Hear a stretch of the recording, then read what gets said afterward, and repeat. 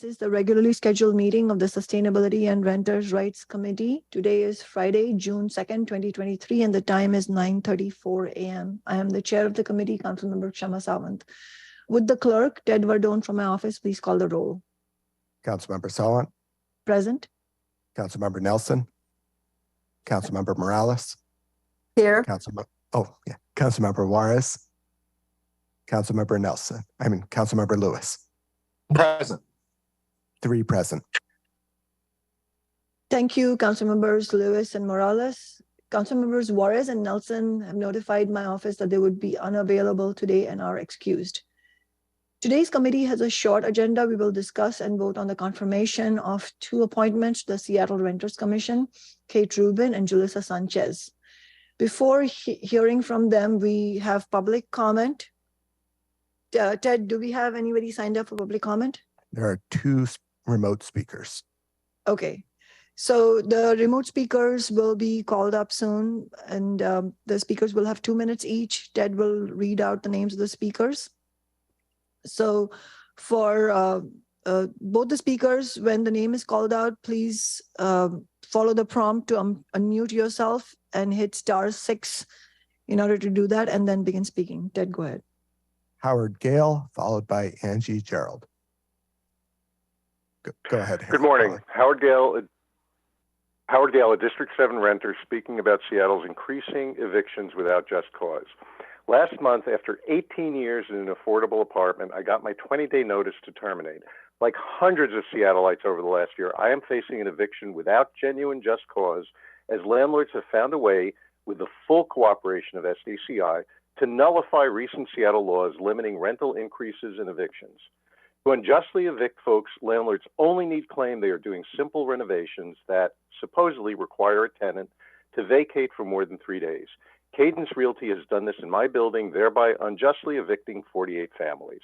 Over this last year, landlords like Cadence Realty that famously displaced Section 8 tenants from the Chateau on Capitol Hill have unjustly evicted hundreds of people in order to raise rents 70 to 100% without having to provide the fixed 100 to 80-day notice and avoiding almost all tenant relocation assistance. What relocation assistance is provided is half paid for by taxpayers, thereby forcing taxpayers to pay for the landlord's ability to displace tenants and increase the value of their property. Taxpayers are forced to pay to increase the value of a landlord's property. This is a flagrant abuse of city code and goals, converting 48 affordable units into being unaffordable. Cadence and others have adopted this strategy in dozens of buildings all across the city over the last year, with SDCI rubber stamping permits and ignoring the harm caused to tenants and ultimately to everyone in Seattle.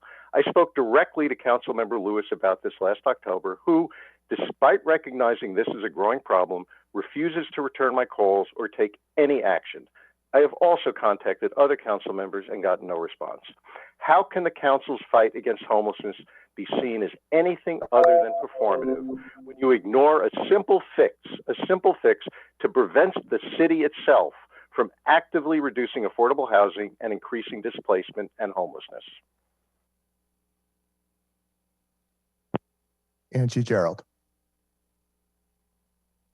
Good morning. My name is Angie, and I'm a small landlord in Ballard. I have a comment on this morning's appointee for the Renters Commission, and I also wanted to ask that City Council uphold more ethical leadership in how you talk about members of the public who give testimony to Council. The chair of this committee has repeatedly name-checked one small landlord who participated in a March roundtable at the Economic Development Committee. Councilmember Sawant referred to this woman as a liar on multiple occasions because she and others, including me, quoted a statistic from a 2018 city auditor's report, and it turns out that a UW researcher had an error in the report unknown to us. The overall report is a very helpful one, and it's unethical to publicly lambaste us as liars instead of just correcting the record. Why is the rest of council allowing this to happen? As private citizens who offer rental housing at a small scale to other Seattleites, we are used to being disparaged in this committee, called corporate fig leaves and other dismissive terms, without ever having a chance to participate. Dozens of committee meetings have been canceled, so it's not like there isn't time available to include housing providers. Lastly, I ask that you pay close attention to who is being appointed to the Renters Commission, as you are considering someone who has offered official commentary at your table on multiple occasions, speaking disparagingly of an immigrant landlord couple and of small landlords at large, stating without evidence that we don't understand the laws and that we are misrepresenting real-life issues that are damaging the rental housing environment in Seattle. Is this going to contribute to better outcomes for renters? There's an article in Seattle Times today about small landlording in Seattle, and one offers the now common refrain, "Don't do it." The article notes the severe loss of small rental units. This is at the same time council is supporting a massive new housing levy to create just 3,100 affordable homes. Please think about the leadership you are providing on these issues. Decisions large and small are adding up in damaging ways. Thank you. That is the final speaker for public comment. Okay, thank you, Ted. We will now close public comment and begin agenda items 1 and 2. I will read both items into the record and then we will begin the discussion. Appointment 02576, appointment of Kate Rubin as member, Seattle Renters Commission for a term to February 28, 2025, and appointment 02577, appointment of Julissa Sanchez as member, Seattle Renters Commission for a term to February 28, 2025. Kate Rubin is the executive director of B Seattle. She has consistently advocated for renters' rights and has testified several times to this committee as part of the panel discussions. Most recently, Kate joined us as part of the community panel advocating for capping late fees for overdue rent at $10 a month. And I'm glad to share, as many know already, that we were able to win despite attempts by several council members to water down that proposal. Julissa Sanchez worked in the past as a community organizer for the Tenants Union of Washington State and helped renters find solutions to their housing issues and fight for their rights. Julissa has also advocated alongside us for multiple renters' rights laws, both at the city level and at the state level. Thank you both for being willing to serve on the Seattle Renters Commission. I'll ask each of you to introduce yourselves and say a little about why you are excited to be a member of the Renters Commission and what you hope to accomplish there. Then we can have a discussion if there are any questions from council members. Go ahead, Kate and Julissa. Good morning. Thank you for appointing me to this committee. I'm really excited to stand up for renters and be able to communicate our needs. In addition to being the executive director of B Seattle, I've been a renter in Seattle for over 10 years.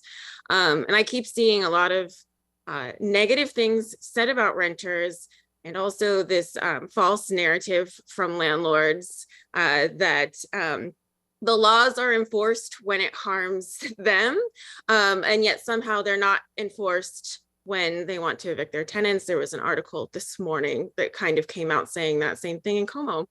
So I look forward to working with my fellow renters and making sure that we have rights and are advocates and get to stay in this city as people are being rapidly displaced.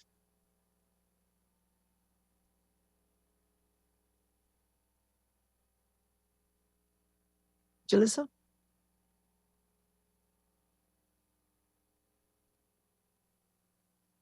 Good morning, City Council and everyone who is here. I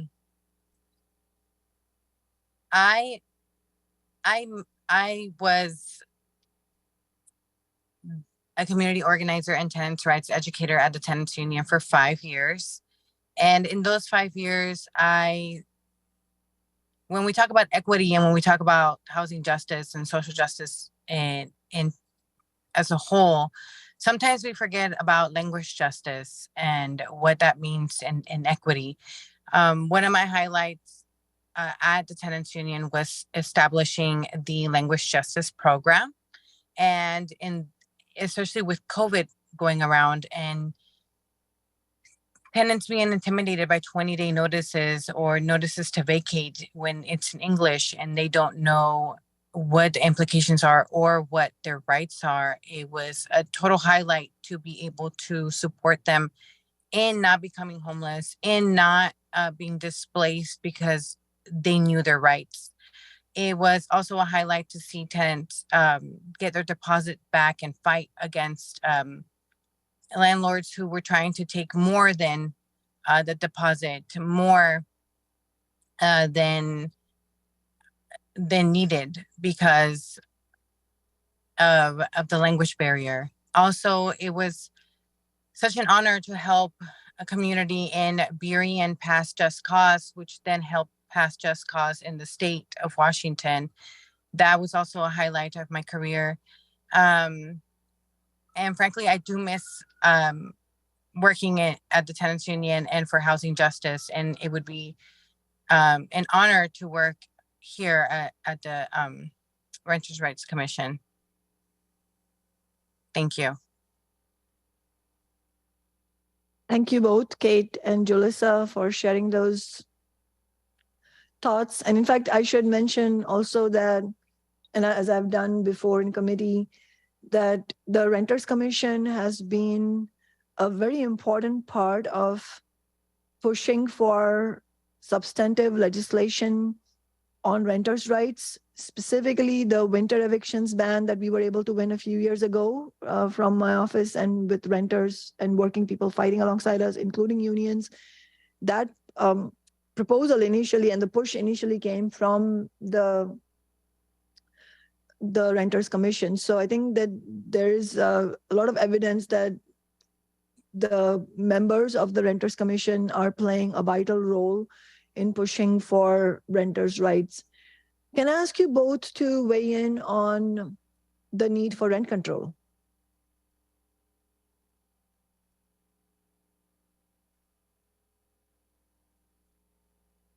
Go ahead, Kate.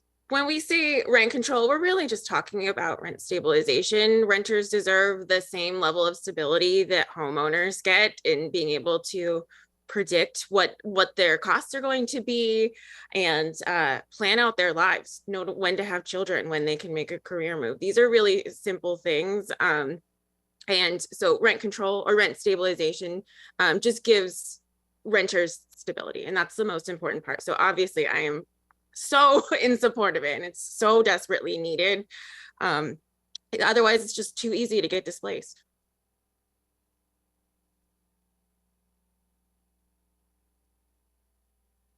Julissa?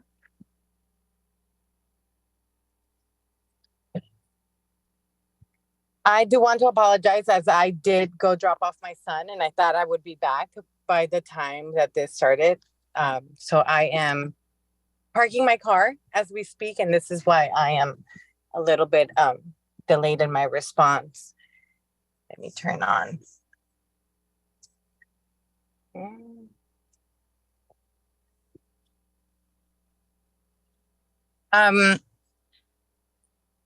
Rent control and rent, as Kate has said, rent stabilization, it gives the tenants the control over their lives and autonomy over their lives, and it gives them a sound mind, as they are not going to be displaced over a rental increase when wages are not being increased, when a lot of our immigrant, refugee, undocumented communities that have in the pandemic worked all of our essential jobs and then got rental increases during the pandemic after the moratorium was lifted, and then they found themselves having to move when they provide, and their humanity is way more than what they provide to our society, but when they provide jobs that make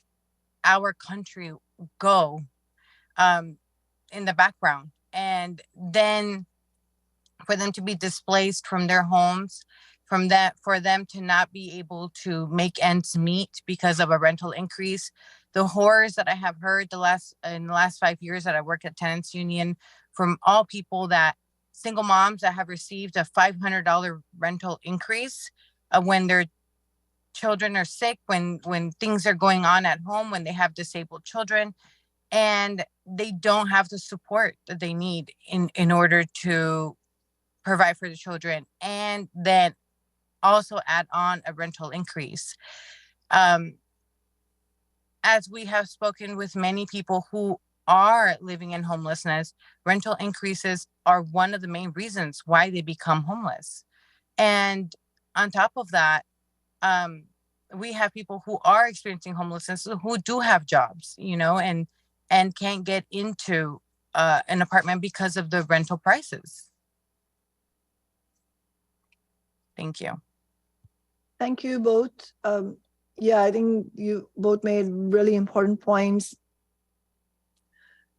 As you said, Julissa, so many vulnerable, workers in vulnerable positions were deemed essential workers during the pandemic, but really haven't been given the kind of protections that they deserve and really all workers deserve. And as you noted, COVID era protections are now pretty much gone. We now have the distinct outcome that's very likely to happen on student debt in following the debt ceiling agreement by the Democrats and Republicans.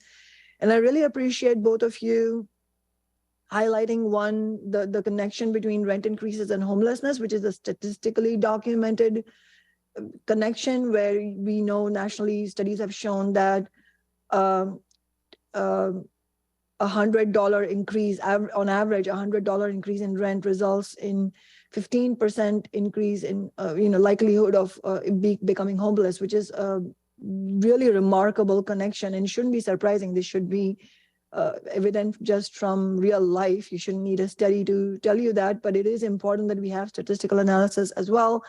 And as both of you noted, rent control or rent stabilization is a basic requirement because it gives the basic stability that most of our working families need. And with a city that is majority renters, I think this is, as you said correctly, this is a basic need.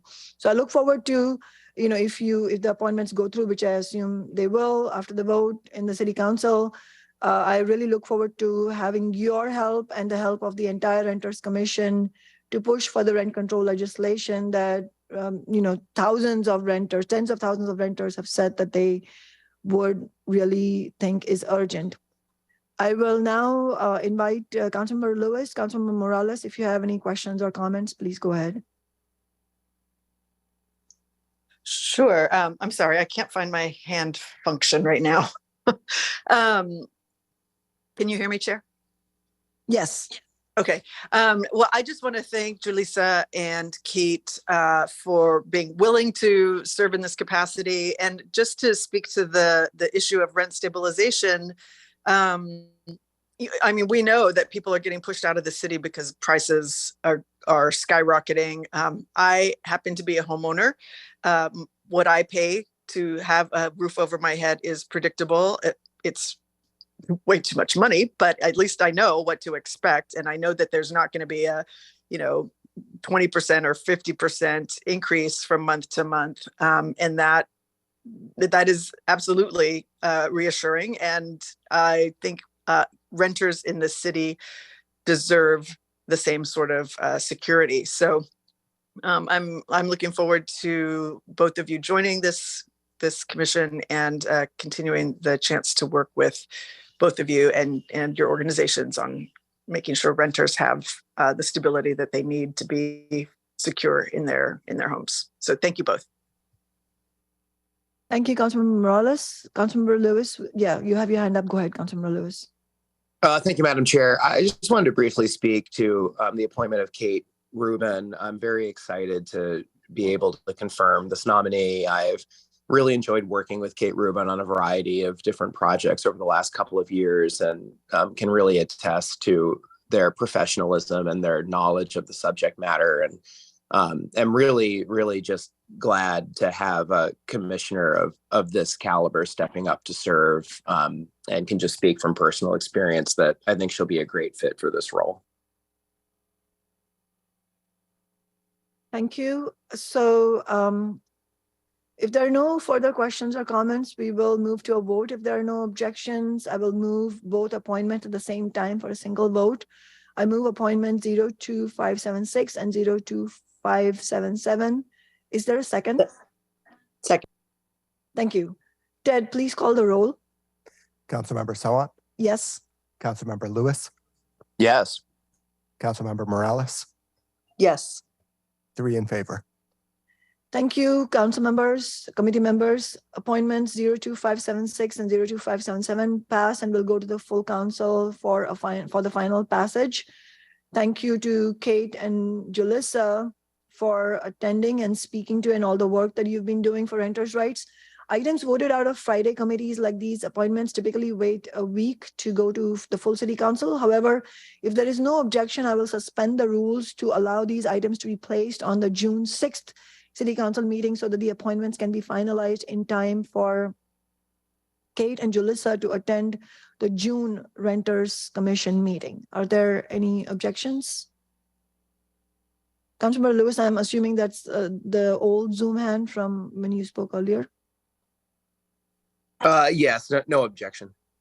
Okay, thank you. So seeing no objection, these appointments will be sent to the full city council for final vote this coming Tuesday, June 6th. Again, thank you, Julissa and Kate, and I look forward to talking to you and other members of the Renters Commission in the next couple of months, especially in relation to rent control or rent stabilization. If there are no further comments, I will adjourn the meeting. Thank Seeing you. no, thank you. Thank you so much. Seeing no further comments, meeting will be adjourned. See you all. Thank you so much, committee members.